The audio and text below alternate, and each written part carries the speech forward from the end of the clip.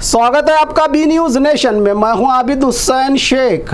Hate speech के खिलाफ बीजापुर से उठी आवाज। बीजापुर जिला कांग्रेस माइनॉरिटी अध्यक्ष शकील अहमद बागमारे के नेतृत्व में आज जिला कलेक्टर ऑफिस के बाहर सैकड़ों कांग्रेस माइनॉरिटी के पदाधिकारियों के साथ मुलाकात करके आए दिन नफरती नेताओं के भड़काऊ बयानों और खासकर मुस्लिम ऑफिसर्स को दुश्मन मुल्क पाकिस्तान से जोड़ने के विवादित बयान, पिछले दिनों ऑपरेशन सिंदूर की कमान संभालने वाली सोफिया कुरैशी के खिलाफ बयान, तो इस बार गुलबर्गा जिला कलेक्टर फौजिया तरन्नुम के खिलाफ विवादित बयान देने वाले बीजेपी के एमएलसी रवि कुमार पर कानूनी कार्रवाई और एमएलसी पद से बर्खास्त करने की राज्य के गवर्नर और विधान परिषद के स्पीकर से मांग, नफरत बांटने वाले नेताओं को जबान पर लगाम लगाने की आवाज उठाते हुए बीजापुर कांग्रेस माइनॉरिटी के पदाधिकारियों में कांग्रेस जिला उपाध्यक्ष चांद साहब गड़गलाव, एडवोकेट यूनिट के अध्यक्ष Kasar Vakil, general secretary Munna Bakshi, minority Congress उपाध्यक्ष आबिद इलकल, सिटी ब्लॉक अध्यक्ष अब्दुल हमीद मनगोली, सरफराज अगसबाड़, इम्तियाज मुल्ला, फारूक करजगी के अलावा बड़ी संख्या में कांग्रेस के जिम्मेदार और पदाधिकारी रहे मौजूद। ಮೂಲಕ ನಮ್ಮ ರಾಜ್ಯಪಾಲರಿಗೆ ಗುಲ್ಬರ್ಗ ಜಿಲ್ಲಾಧಿಕಾರಿಗೆ ಏನು ಪಾಕಿಸ್ತಾನಿ ಅಂತ ಪದದಿಂದ ಹೇಳಿದ್ದಾರೆ ಅದರ ಬಗ್ಗೆ ತಪ್ಪು ಇದೆ. ಇದು ನಮ್ಮ ಜಿಲ್ಲಾ ಮೈನಾರಿಟಿ ಅಧ್ಯಕ್ಷರು ವಿಜಯಪುರ ಜಿಲ್ಲಾ ಕಾಂಗ್ರೆಸ್ ಸಮಿತಿ ಅಲ್ಪಸಂಖ್ಯಾತರ ಅಧ್ಯಕ್ಷರಾದ ಸನ್ಮಾನ್ಯ ಶೇಖ್ ಅವರು ನೇತೃತ್ವದಲ್ಲಿ ಮನವಿ ಪತ್ರವನ್ನು ಕೊಟ್ಟಿದ್ವಿ. ಇದನ್ನು ರಾಜ್ಯಪಾಲರಿಗೆ ಬೆಂಗಳೂರು ರಾಜ್ಯಪಾಲರಿಗೆ ಕಳಿಸಿಕೊಡ್ತಾ ಇದ್ದೀನಿ. Thank you.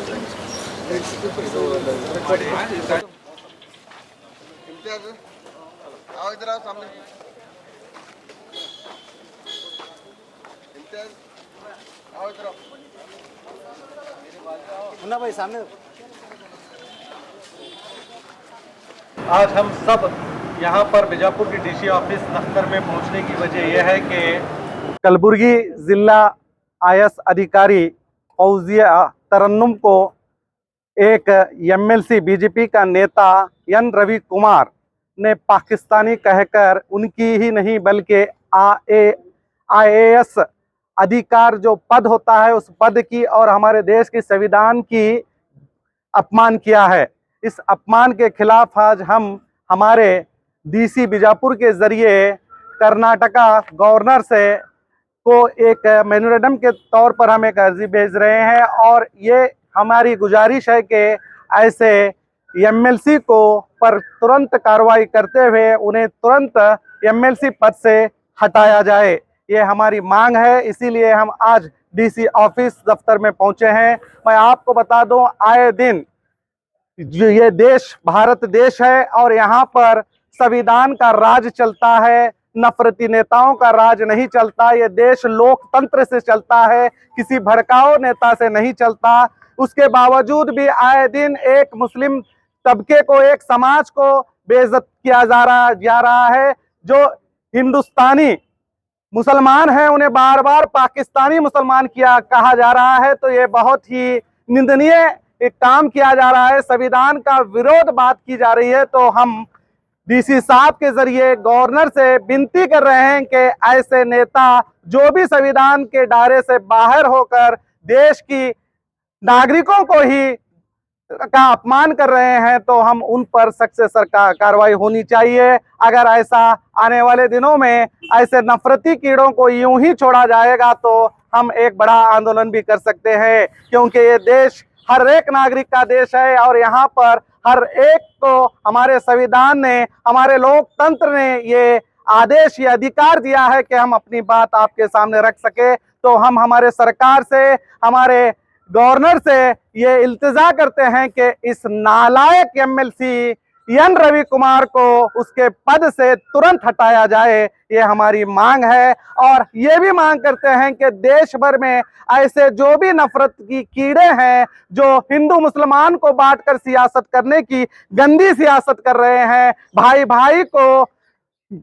भाई को दूर करने की, उनमें फसाद करने की कोशिश कर रहे हैं, ऐसे राक्षसों को मैंने राक्षसी कहूंगा, जो फसाद करने की कोशिश करते हैं, नफरत बांटने की कोशिश करते हैं, ऐसे लोगों पर जल्द से जल्द कार्रवाई करनी चाहिए। हेट स्पीच, जो भी समाज का आदमी, किसी भी नागरिक, कोई भी नागरिक हो, जो भी किसी समाज के खिलाफ बोलता है उस पर तुरंत एक्शन लेना चाहिए और उसकी एक ही सजा है, वो जेल है। हम हमारे सरकार से भी विनती करते हैं कि जो भी आने वाले कल में किसी भी धर्म के खिलाफ हेट स्पीच करता है तो तुरंत सो मोटो करके उसे जेल में डाला जाए, ताकि आइंदा इस तरह की हरकत ना करे, क्योंकि इससे देश का ही माहौल खराब होगा, इससे हमारा कर्नाटक राज्य का माहौल खराब होगा। आने वाले कल में ऐसे नफरती नेता दंगे कराने की कोशिश करेंगे तो मैं हमारे सरकार से, राज्यपाल से विनती करता हूं कि इन्हें रोकना अब जरूरी है, इन्हें रोकना चाहिए,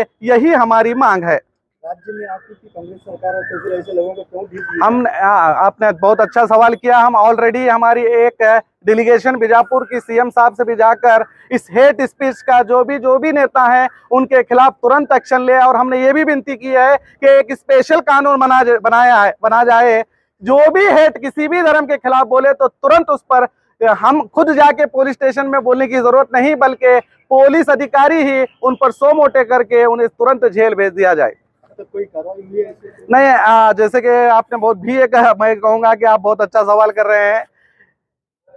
एक्चुअली कैसा होता है, एफआईआर होने के बाद चार्जशीट, हमेशा क्या प्रॉब्लम हो रहा है, यहाँ पर कुछ एमएलए, एमपी, एमएलसी ऐसे ही लोग हेट स्पीच कर रहे हैं तो उनके कुछ रूल्स होते हैं और चार्जशीट पुलिस स्टेशनों में से नहीं जा रही है। तो हमारे जाने के बाद ये डिक्लेयर हुआ है कि जल्द से जल्द ऐसे नफरती कीड़ों के खिलाफ जहां जहां एफआईआर हुए हैं उनकी चार्जशीट भेजी जाए। अगर चार्जशीट भेजी जाएंगे तो उनके ऊपर एक्शन होने की गारंटी हमें लगती है। अगर ऐसे ही चलता रहा तो आगे आपका रुख क्या होगा? ऐसा ही चलता रहेगा तो हम बेंगलुरु चलो आंदोलन करेंगे, सीएम के घर के सामने जाएंगे और हमारी माइनॉरिटी पर जो भी प्रॉब्लम्स हो रहे हैं और ऐसे कीड़े जो बार बार माइनॉरिटी के खिलाफ अपना जहर उगल रहे हैं, संविधान के विरोध बात कर रहे हैं, हम इन कीड़ों पर सख्त कार्रवाई करने के लिए हम हमारे सीएम तक मिलेंगे पूरी अवाम के साथ। जबकि सुप्रीम कोर्ट का सीधा एक आदेश है, जो भी विभाजित बयान देता है किसी धर्म के खिलाफ उस पर सो मोटो केस किया जाए, लेकिन यहाँ पर केस करना पड़ता है। सही बात है, यही हमारी मांग है कि ऐसा ना हो, जो सुप्रीम कोर्ट के कहने के हिसाब से चले। पुलिस डिपार्टमेंट का भी फर्ज होता है कि अगर कोई किसी मंच से नफरत फैलाने की बात करता है तो कोई आने की जरूरत नहीं, इमीडिएटली उसे वहां पर उसके खिलाफ एफआईआर करना चाहिए, उस पर एक्शन लेना चाहिए। मगर ये नहीं हो रहा। हम इसी की मुहिम के तहत सीएम से भी मिले हैं, सीएम ने हमें आश्वासन दिया है कि बहुत जल्द ऐसे नफरती कीड़ों को सबक सिखाया जाएगा। अगर ऐसा नहीं होगा तो भी मैंने आपको अभी कहा कि हम दोबारा सीएम तक पहुंचने की कोशिश करेंगे। यहाँ के विधायक के द्वारा पिछले दिनों जो प्रवादी पर बोला गया था उस पर एफआईआर यहाँ पर एक वीडियो वायरल हो रहा था जिसके फौरन सो मोटो वो केस करते हैं डिपार्टमेंट वाले, फिर उन पर केस करना पड़ता है। किस तरह का वीडियो जो वायरल हुआ था सर तंत्र जिला? हाँ, नहीं वो एफआईआर तो नहीं हुआ, आपको आपकी जानकारी के मुताबिक बता दूं मैं। और रही ये जो धर्म कड़ली है जो बसनगोड़ा, तो उसके बारे में सबको पता है कि बीजापुर में ही नहीं बल्कि हुबली में भी हुआ है, बीदर में हुआ है, कई जगह एफआईआर हुए हैं। तो मैं यही आपको बताना चाह रहा हूँ कि चार्जशीट पुलिस जितने जल्दी चार्जशीट डालेगी तो इन पर एक्शन शुरू होगी। तो हमने यही मुहिम की है कि इन पर जल्द से जल्द चार्जशीट डालें तो तभी इन पर एक्शन लिया जाएगा। तो हमारी मुहिम इसी के तौर पर सिर्फ एक बसनगोड़ा पाटिल यत्नाड़ ही करके नहीं, बल्कि ऐसे कई नफरत जैसे कि एन रवि कुमार है, ऐसे बहुत से कीड़े, एन रवि कुमार शाह है, ऐसे बहुत से कीड़े हैं जो नफरत फैलाने की कोशिश कर रहे हैं। हम सभी के खिलाफ हमारे सीएम से इसकी इल्तिजा करेंगे और पूरे सरकार से और पूरे डिपार्टमेंट से यही कहेंगे कि ऐसे लोगों पर जल्द से जल्द एक्शन लिया जाए। आज डिस्ट्रिक्ट माइनॉरिटी विंग के तरफ से एक मेमोरेंडम सबमिट किया जाएगा डीसी ऑफिस को, जो कि कलबुर्गी में 2 दिन पहले एमएलसी, बीजेपी के एमएलसी एन रवि कुमार जो एक आपत्तिजनक और बहुत ही घटिया स्टेटमेंट दिए हैं एक आईएएस ऑफिसर के खिलाफ, जो कि निंदनीय है। और एक आईएएस ऑफिसर जो होता है डिस्ट्रिक्ट के भलाई के लिए होता है, गवर्नमेंट अपॉइंटेड होता है और अच्छी खासी स्टडी करके वो उस आईएएस ऑफिसर के खिलाफ जो अभद्र टिप्पणी की है उसका हम लोग खंडन करने के लिए और उसका विरोध प्रकट करने के लिए आज डिस्ट्रिक्ट कांग्रेस माइनॉरिटी विंग के जानिब से हम लोग यहाँ पर सब जमा हुए हैं। इसलिए एक समुदाय विशेष के लिए जो अभद्र टिप्पणी कर रहे हैं वो निंदनीय है और वो आपत्तिजनक है। इन लोगों को सबक सिखाना होगा क्योंकि हम भारत एक सेक्युलर देश है, कॉन्स्टिट्यूशन पर चलने वाला देश है और उसमें इस तरीके के एक पब्लिक रिप्रेजेंटेटिव को बोलने का कोई हक नहीं है। तो इसी बात को खंडन करने के लिए, विरोध जताने के लिए, आपत्ति जताने के लिए हम लोग बीजापुर कांग्रेस माइनॉरिटी विंग के विंग जो है हमारे प्रेसिडेंट शकील बागमारे के अध्यक्षता के नीचे ये सभी लोग यहाँ पर जमा हुए हैं।